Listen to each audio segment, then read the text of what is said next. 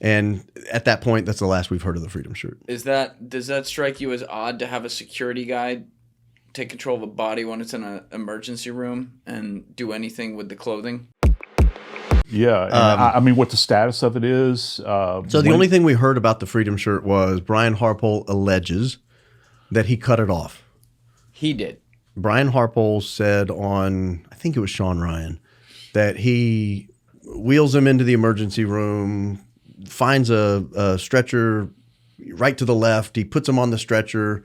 They put him in a room. He jumps on top. He cuts the shirt off because he wants to prepare for a defibrillator. Now, I don't believe any of that. I think that's totally made up. The security guy? Yeah. Yeah. That's his I mean, Brian, don't sue me. I know you're suing people. Don't sue me. But I think I'm accurately representing what he said on Sean Ryan. Wow. And at that point, that's the last we've heard of the Freedom Shirt. Does that strike you as odd to have a security guy take control of a body when it's in an emergency room and do anything with the clothing? Secret Service were some of the biggest assholes on the face of the planet when it came to Kennedy, now weren't they? Yeah. And they were quite odd, yeah. They're putting, Dr. Rose against the wall, threatening to arrest him. We're taking the body with us. Oh, right, yeah. So, I don't know. Wouldn't happen in my world, but, A lot of medical professionals have weighed in and said they don't believe that story. Yeah, I've never seen that happen. It's possible. It's possible. I guess it's possible. Imagine you're a doctor that walks in there and you see a civilian in his case just looking at him for the first time, cutting on the body you're about to work on. Like, that's wild to me. But I'm glad you brought it back to the shirt because I wanted to ask you about this earlier. You were talking about the things, all the evidence you'd be looking for on the shirt, and you mentioned, where the mic was, all that. What, like, medically speaking, or I should say scientifically speaking, what kinds of tests are you performing on the shirt? What are you using products on it? Like, for all of us out there that have no idea how this works. So there are specific explosive residue tests that can be done. And I got to tell you guys, if it were me, State Crime Lab, I'm sure, is fantastic in Utah. That shirt for me, I would want that in the hands of ATF because that is where they dance, baby. And I would want them to check that thing from stem to stern.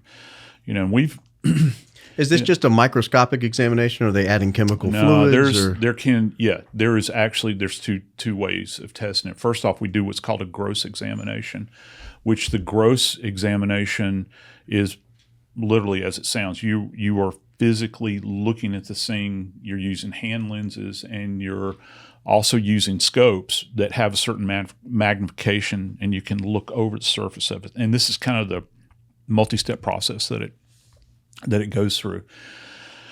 And it's at that point, once they have cleared it, and I wanted to point this out as well, just so you guys know.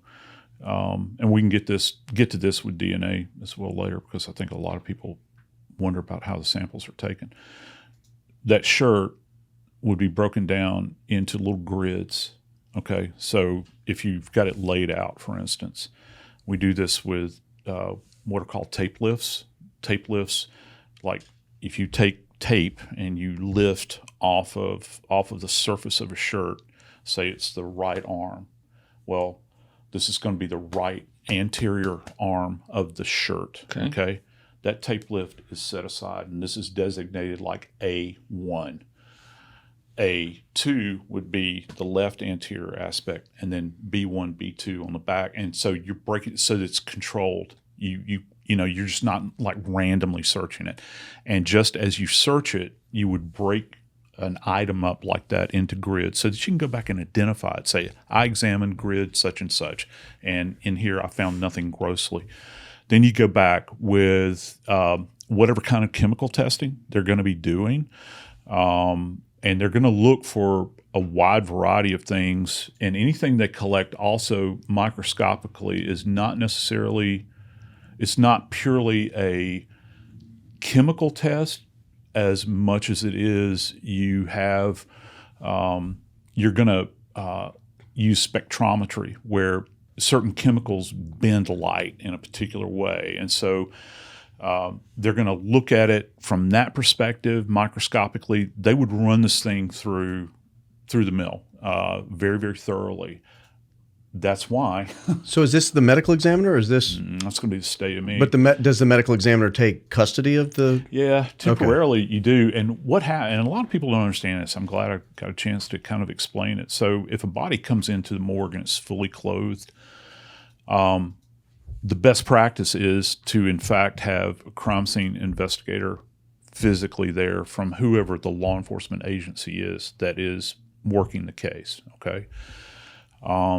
And those items generally are turned over to that subject, okay, that's in charge of it. Now, there are certain cases where, like a shirt like that is going to be super saturated. Obviously, you can see it, it's going to be really, really wet and gunky, okay? We have what are referred to as evidence dryers. Now, they're not like a tumble dryer. It's like a big box that you literally place something on a hanger and you hang it inside the thing, and there's no humidity in it, and it dries this thing out in place so that it becomes so that any evidence that's on there is manageable and you're not going to lose it. And that's not the medical examiner either.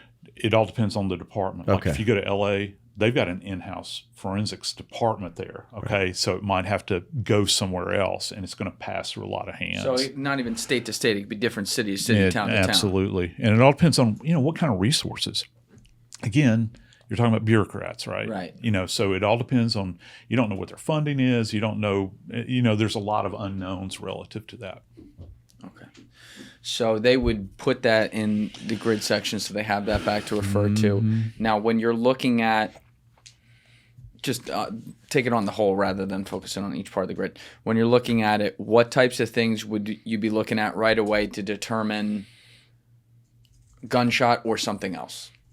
Well, for me, in a gross examination, if we go back to the idea that there was an explosive event, okay, explosive events look completely different than firearms events. So you'll actually see like bits of charring, around an area. I've seen cases where things have exploded on people and clothing is like singed, burned.